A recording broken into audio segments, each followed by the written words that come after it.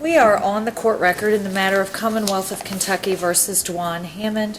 For the record, Mr. Lasowski and Ms. Jones-Brown are present on behalf of the Commonwealth. Mr. Schaus and Ms. O'Connell are present in court on behalf of Mr. Hammond, who is also present and before the court. We are set to continue trial. Are there issues to raise before we bring in our jury? Yes, Judge. On behalf of Mr. Hammond, we are respectfully requesting that this court reconsider its ruling of yesterday denying our motion for a mistrial. I am relying in this motion on the case of Akers v. Commonwealth. For the Commonwealth, that site is 172 Southwest 3rd, 414, and I've got a copy for the court if I may approach. Thank you. You may.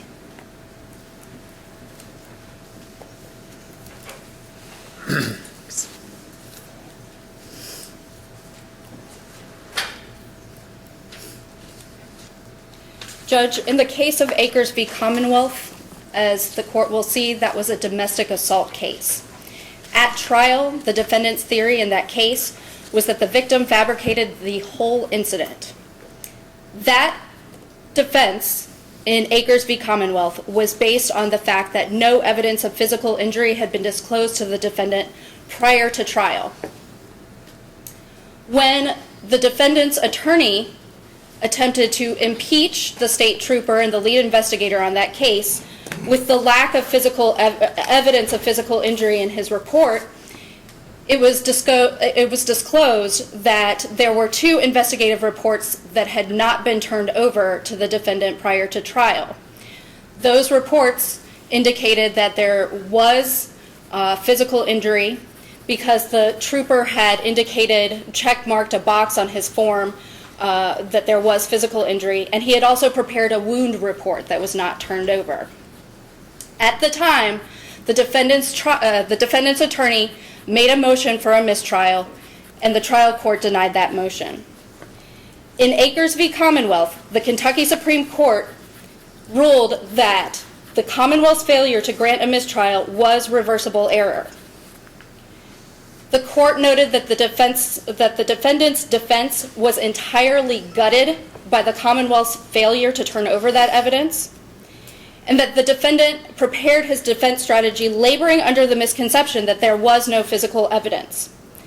Based on that, the Kentucky Supreme Court said that the court could not reasonably conclude that defense counsel would have proceeded in the same manner if they had had that information available to them while they were preparing their defense. Here, Judge, just like in Akers v. Commonwealth, we are talking about a mid-trial disclosure of discovery that is material to Dejuan Hammond's defense. The Commonwealth's theory against which we have been defending for the past week is that Dejuan sent Princess Bolin into Shelby Park to scout out the park and determine whether or not Miss Shekels was there, and then allegedly she reported back to Dejuan or Petway or someone else involved, and that the actions then proceeded from there. We have been laboring under the assumption that Miss Bolin only gave 2 statements in this case, the June 2012 statement and the July 2012 statement. We have relied on that information and have prepared our defense accordingly. Yesterday, the court overruled our motion for a mistrial, offering 3 remedies. 1, the continuance of 1 day. 2, an opportunity to talk to or question Detective Stalvey about this failure to disclose the evidence. And 3, an opportunity to discuss this in front of the jury with Princess Bolin, or re-question Princess Bolin. Judge, this mid-trial failure to disclose this material evidence, particularly the alibi evidence in this case, is so material to our defense as the court in its analysis attempted to theorize about whether our defense would have been different. I am telling the court today that our defense would have been different, and that error cannot be cured by the remedies the court has fashioned at this stage. Can you, just because I think it would be helpful in your argument, Ms. O'Connell, can you tell me more specifically, I guess, the change that was caused? In other words, what would be different because of this information? I can, Judge, and this is going to be a The slides for the collaborative. opening argument. I need the slides from the opening argument, please. I want to show the judge something.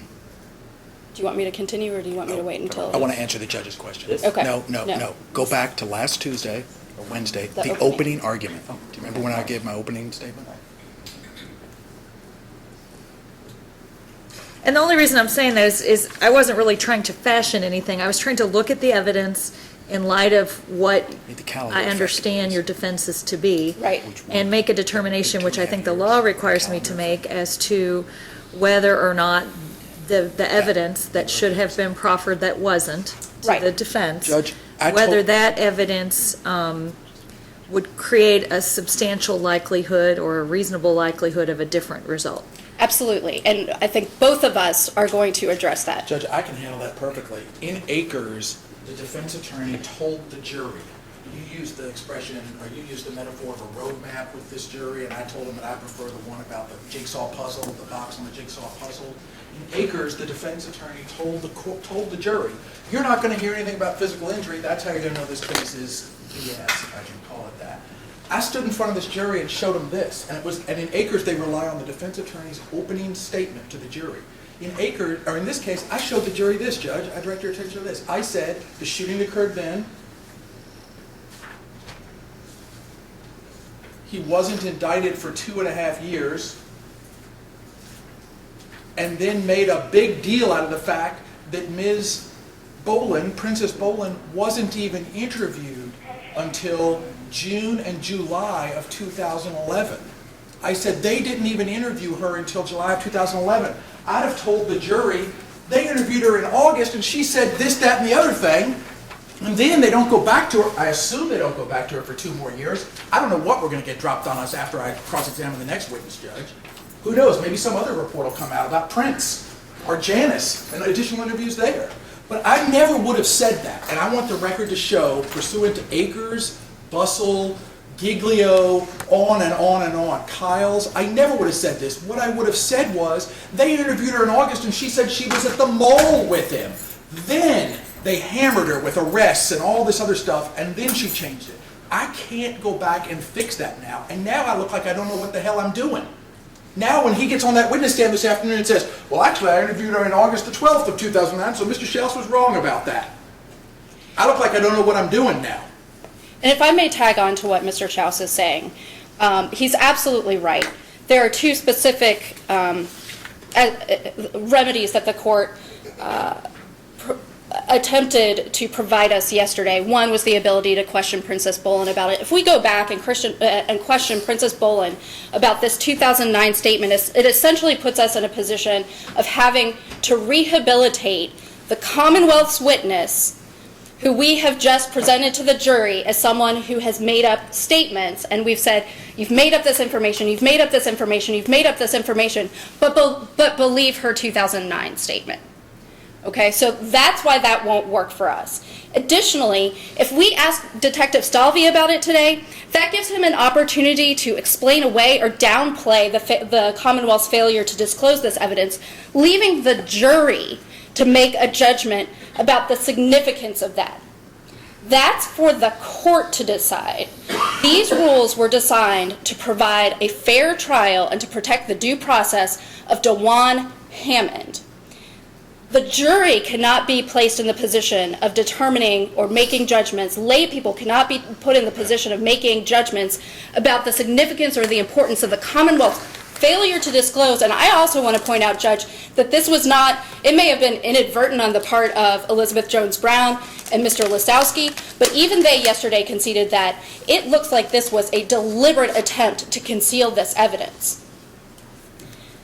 It is for the court, not a jury of lay people, to enforce these rules and ensure that Dejuan Hammond has a fair trial. There is no way that he can have a fair trial after this disclosure. It does us, a one-day continuance is inadequate. It does Dejuan no good. We have not had an opportunity to independently investigate the information in Princess Boland's statements from 2009, including whether there's any video from Jefferson Mall, whether there are any receipts. She said they went shopping, whether there are any receipts, to independently investigate whether there are other witnesses that support that alibi. If that evidence even exists still, Judge, I want to point out that this was 5 years ago. This statement that she gave was only months after the shooting of Troy Shekels. Dejuan is wholly prejudiced. This trial is fundamentally unfair, and Akers is completely on point. Can I add one thing, Judge? I want, pursuant to Akers, I want to say my opening would have been completely different. It would have been completely different. I never would have said that thing about the 2.5 years. I would have told the jury they interviewed her in August, and she said this. Second of all, pursuant to Brady and the effective assistance of counsel claim, this interview took place in August of 2009. If this had been turned over to us or to the defense in December of 2011, we still could have gone to Jefferson Mall and gotten somebody to pull the videotape. We'd have gotten a witness to come in and say, we keep the videotape for X number of months. And Detective Stalvey could have gotten it from Jefferson Mall. You gave us 5 hours, essentially, yesterday. We left here at noon. You basically gave us 5 hours to deal with something they've had for 5 years. Now, I know the court thinks it's just the Jefferson Mall alibi thing, and I agree with you. That's huge. That's huge, and would have changed everything we've done. I'm saying under Akers, that's it. But there's other stuff in that statement as well that we could not possibly investigate. Stuff about her not knowing Pedro. And if you allow Detective Stalvey to get up there and clean up their mess, and then I want to make one thing abundantly clear before we go forward, and that's that Princess Boland is now our witness to be called at our pleasure. You cannot possibly allow them to recall Princess Boland to clean up their mess. I mean, I want to say if we're going to fight that fight, we need to fight it eventually. But Judge, Ms. O'Connell's right. It has fundamentally changed what our defense would have been. And another thing, Judge, I knew there was stuff out there. I knew they didn't turn it over. That's why on April the 3rd, the Thursday before the trial began, I said, Judge, please order them to turn over all exculpatory evidence. And you said, Mr. Lasowski, I want it by 5 o'clock tomorrow afternoon. Does the Commonwealth not have to follow any of the rules? Forget RCR 724, RCR 726, forget Kyles v. Whitley, forget Brady, forget the United States Constitution. Do they not have to follow this court's verbal order to turn over exculpatory evidence by 5 o'clock Friday afternoon? And another thing, how in the world can we possibly make hay with the fact that they prosecuted Stephen Petway with this in their possession? We're not allowed to get into his conviction. So now they're getting away with it when I could really hang him out to dry with that. You convicted a boy and sent him to prison for 55 years without disclosing this evidence. But I can't get into that either. This just isn't fair, Judge. This is a mistrial, and it's their fault. I'm sorry to be excited. I'm sorry, sir. I'm sorry to be excited, but this is not right. Anything further? Judge, the other thing about the 2009 statement with Princess Boland is that if we question Ms. Boland about this in front of this jury, it now makes it look like we have been hiding the ball. Exactly. Okay? That we're the ones who didn't bring out some sort of alibi. Improper burden shifting. Just like the court said in Akers, this guts our defense. There is no way that Dejuan Hammond can have a fair trial going forward from this. And just so the record's clear, Judge, I believe that the disclosure of this report is evidence that a crime has been committed. I think that's tampering with evidence. I've not heard anybody from the Commonwealth dispute the fact that somebody made a Xerox of a police report hiding a statement 5 years ago. I've not heard the Commonwealth object. They're not objecting now. They're not sitting here telling you that's not what happened, Judge. I mean, this calls for an investigation, not a continuation of the trial. Thank you. All right. Mr. Lasowski, Ms. Jones-Brown. Judge, I practiced in these courts for many years, and this experience, I have to be candid with the court. And some of the things they have said this morning and yesterday are troubling to the Commonwealth. And and I have struggled with it. There is not so. I told the court I made a good faith effort after April the 3rd. Obviously, it was inadequate because of this report was not scanned into our database, and regardless, I nonetheless, take responsibility for failing to find it in time by Friday in accordance with the court's order. As soon as I read it, I realized that it was Giglio material, and we would have covered it as well as them. And so to say that we are indifferent about it would be a misstatement. We were troubled about it. I spent many hours, as did Elizabeth, attempting to certain it had to be scanned in, and I acknowledged that and I think I told them when I showed it to them that it appeared that this was intentionally cut out for whatever reason.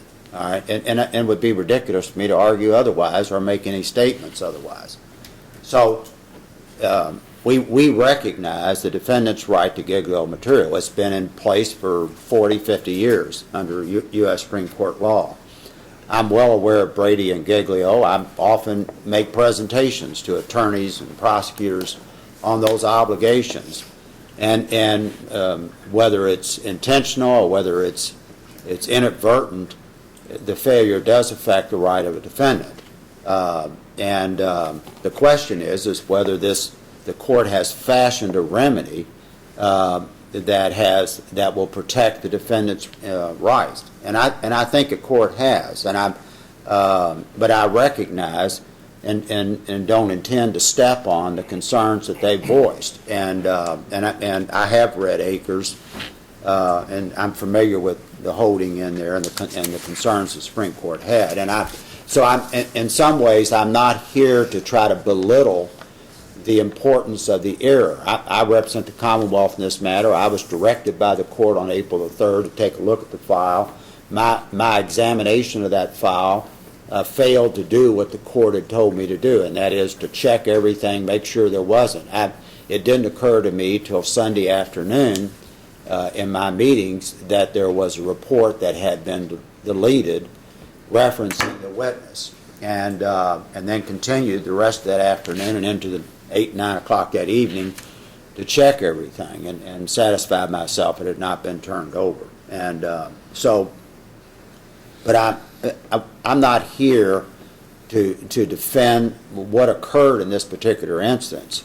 It is indefensible whether it was done intentionally or whether it was done negligently, and my directions from the court, the directions of the court to me,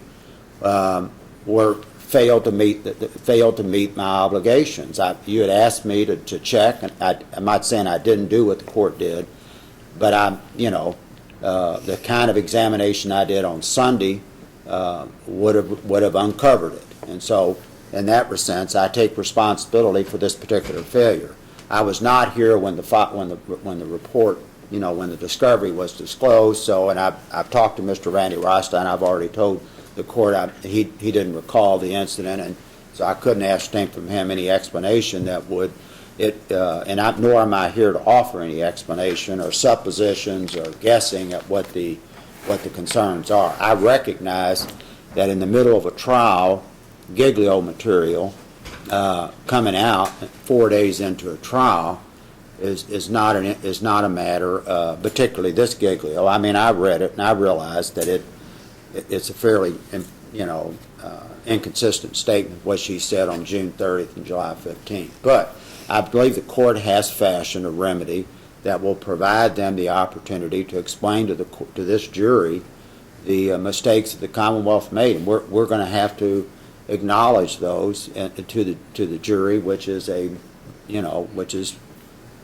difficult. And the Commonwealth obviously wants to affirmatively put its case forward, and having to acknowledge to this jury, either directly or indirectly, that we failed our obligations to provide this discovery will detract from our case in front of the jury, quite obviously. And myself, in closing argument, will have to acknowledge some of those things. I am now in front of this court. And so my purpose here in responding to Ms. Schaus and Ms. O'Connell's motions this morning are not to somehow belittle the importance of it. I recognize, as I did yesterday, the error that occurred, take responsibility for it. It was my duty. And one of the reasons I was brought into the case was to bring that kind of oversight and maturity to the case. And I failed that obligation to take responsibility for it. But I believe you have fashioned an appropriate remedy that will protect the Sixth Amendment rights and the rights afforded the defendant to a fair and adequate and proper trial. Judge, Yes. to Mr. Lasowski's credit, he has just acceded, just acknowledged that the evidence in this case was intentionally concealed from us. What offends me, not as a defense attorney, but as a citizen of this Commonwealth, is that the Commonwealth is suggesting that we go forward with a prosecution where there has been criminally altered evidence. I think this court is aware that Mr. Schaus is pretty excitable, and I think I'm usually good at keeping that part under wraps. But how dare the Commonwealth put this court in the position of making this decision?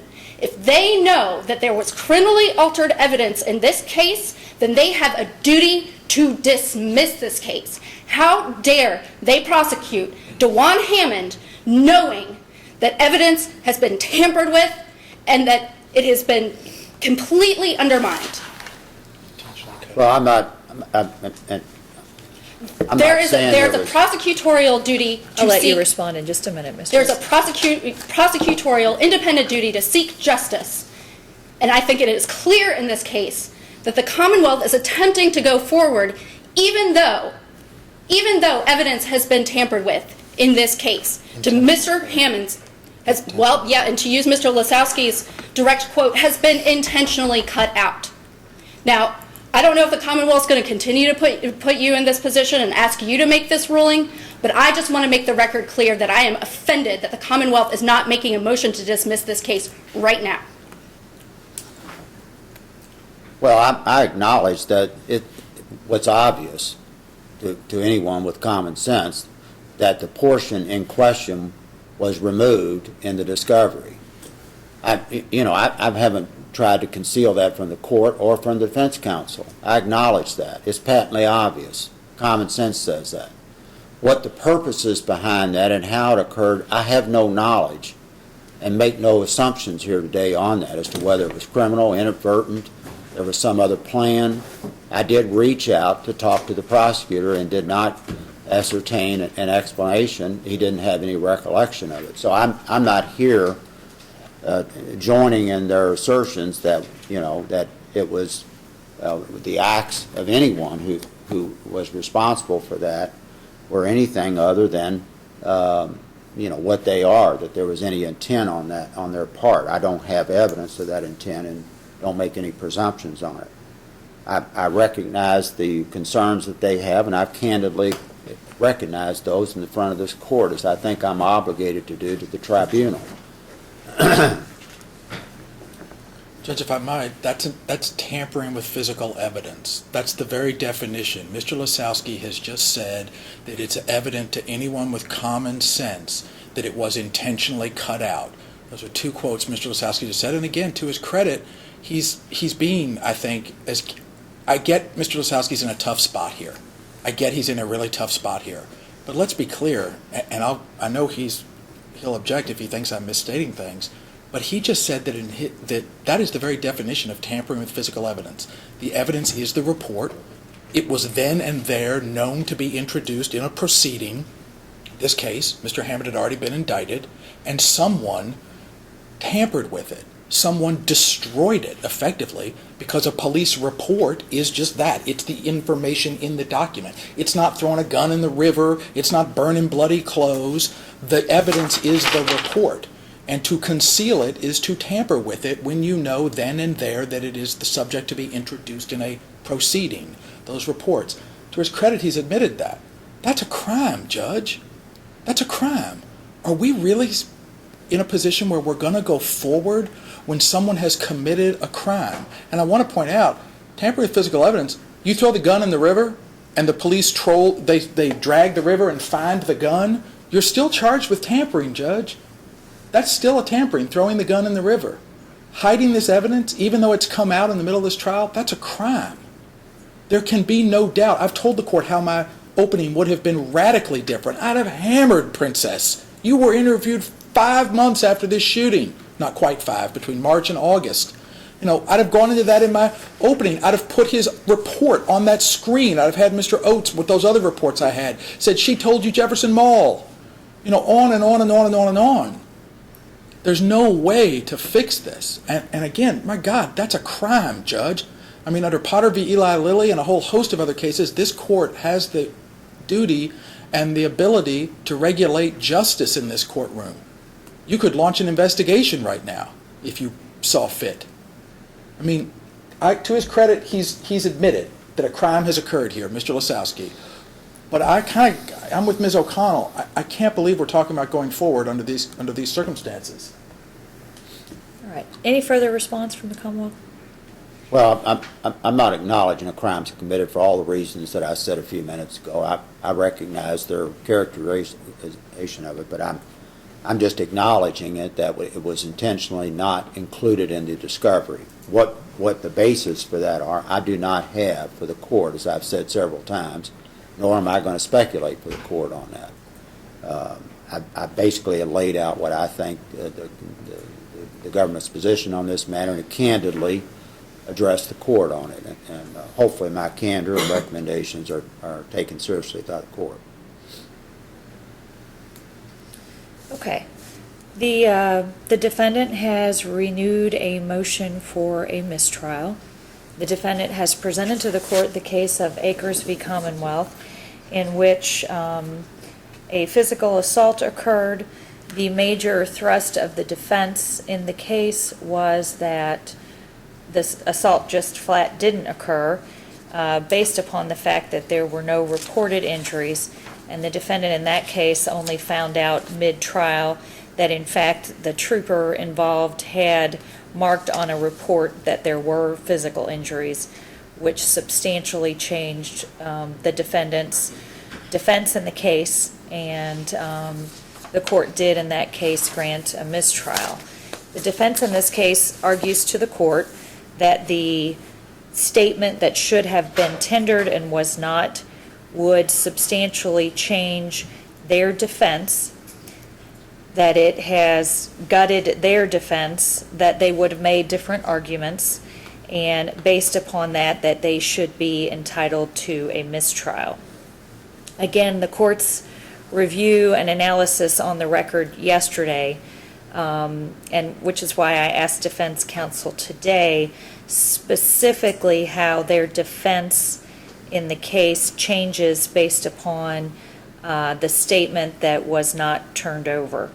I made a finding yesterday, and I continue to make it today, that evidence should have been turned over by the Commonwealth. The Commonwealth agrees that the evidence should have been turned over. Everyone agrees that the Commonwealth failed to turn over this statement. I don't know that I have enough information to make a finding here on this court record whether there was any malfeasance associated with that or not. The statement was not turned over I don't know how many years ago, and was just brought forward today. I'm not in a position, I haven't heard enough information to make a decision about the intent or the circumstances other than to say it should have been turned over. It clearly was evidence in this case. It clearly contains some exculpatory statements from Mr. Hammond, and it clearly should have been turned over to the defendant. Yesterday, in trying to look at the defense as proffered by Mr. Schaus and Ms. O'Connell for Mr. Hammond in their opening statement, and how that was changed substantially, as in the Akers case, where you're making an argument to the jury, this didn't happen, and there's no proof of it, and then mid-trial you find out that there is some proof or writing of physical injuries. In this case, they maintain Mr. Hammond's innocence. They argue that the Commonwealth doesn't have sufficient physical evidence to prove Mr. Hammond did it. They argued that the witnesses that are going to testify are lacking in credibility, and they argued that Mr. Hammond has been a victim of overzealous prosecution on behalf of a prior prosecutor. I saw those as the substantial defenses raised in this case. They are arguing that their defense is gutted. I asked today how it has changed, and Mr. Schaus pointed to a statement in his opening argument in which he tells the jury that Ms. Boland did not give a statement for over 2.5 years, and his concern that if the statement is now released, and I put it in quotes, it will look like I don't know what I'm doing. And he further said, I would have never said that. I would have never said that she didn't give a statement for 2.5 years. Obviously, had I had the statement she had given some months after this incident. They further argue that they would have done some follow-up with video at the Jefferson Mall. Yesterday, the court acknowledged that this evidence should have been turned over. That it was a failure on behalf of the Commonwealth, that it was not. In order to address those concerns, the rule 7.24 of the Rules of Criminal Procedure allow, when this happens, for the court to either exclude the evidence, which I offered to the Commonwealth on the record, or it may grant a continuance for additional time to prepare, or it may fashion another remedy that the court thinks will preserve the defendant's right to a fair trial, as well as satisfying any harm caused by the failure on behalf of the Commonwealth. The remedy that I fashioned was to give Mr. Schaus and Ms. O'Connell, because they had just received the statement, additional time and a day off trial to consider how they would like to handle that. The ability, because the witness is still under subpoena to be here, if they choose to question that witness in any way and present that information to the jury, to ask questions of Detective Stalvey regarding that examination and regarding the circumstances and regarding any issues. And then further, which I believe Mr. Schaus's concern about, I look like I don't know what I'm doing, I wouldn't have said this, to advise the jury that they just received the information, to let them know they didn't have the opportunity to do the other investigation, to let them know that when they said it had been 2.5 years in their opening, that it was different. And in those ways, it seems to me to heal the problem, in that they will have an opportunity for cross-examination. They still have the opportunity to present any arguments based upon that evidence to the jury. They still have an opportunity to ask both Mr. Stalvey and Ms. Boland about that particular evidence. And I still fail to see how it substantially changes their fundamental defense in this case. An issue about whether there was wrongdoing or ill intent, I would think the Commonwealth Attorney's Office would look into. I think the issue of a fair trial in this case for Mr. Hammond is important. I'm not denying or disregarding that the Commonwealth should have turned over this evidence. Mr. Hammond has been charged with a serious crime, murder. Mr. Hammond has been charged with murder in killing a witness who was to be before a court. And there is a balancing here that must be done between the very serious charges in case of laws that were allegedly violated and conduct on behalf of the Commonwealth in fully and by the law disclosing all evidence to the defense. The Commonwealth failed, and there is no doubt of that. The Commonwealth should have turned over the evidence. I agree with you, Mr. Schaus. I gave them an order, look through everything you've got, and let the defense know by this date if you have anything else. We can all agree they failed, and I believe in order to justify that failure, it is going to be the defense's ability to present to this jury that they got the evidence late, that they didn't know about it, that when you said she didn't make a statement for 2.5 years, that she didn't know about it. But I still think because these witnesses are here to be examined about that statement, and that fundamentally that statement does not change, I wasn't convinced, and I didn't hear any argument other than the arguments about timing of Ms. Boland's statement. The fundamental defenses, which are Mr. Hammond is innocent, Mr. Hammond had nothing to do with this, there may have been alternate people that were involved, that the Commonwealth was overzealous in its prosecution, that the witnesses are not to be believed because they are all convicted felons. All of those basic defenses that the defendant has been raising are not changed fundamentally by this statement. It is distinguishable from the Akers case because this is not where we believe there was no gun and now there's a gun. We believe this, and it is certainly evidence that I believe the defense has an opportunity still in this trial to cross-examine and examine both parties, but I still did not see an argument, even in the remaking of the motion today, that it fundamentally changes in any way the defense that they have opted for. And the fact that he told the jury she wasn't interviewed for 2.5 years, when in fact she was interviewed several months, is going to come to light of day in front of this jury who has to balance all of that information. And Judge, I can give you one, and you've kind of put me in a bad position. As you know, there's case law that says I don't have to reveal my Well, and if you defense want to yet. come forward, I I'd don't. like to tell you one.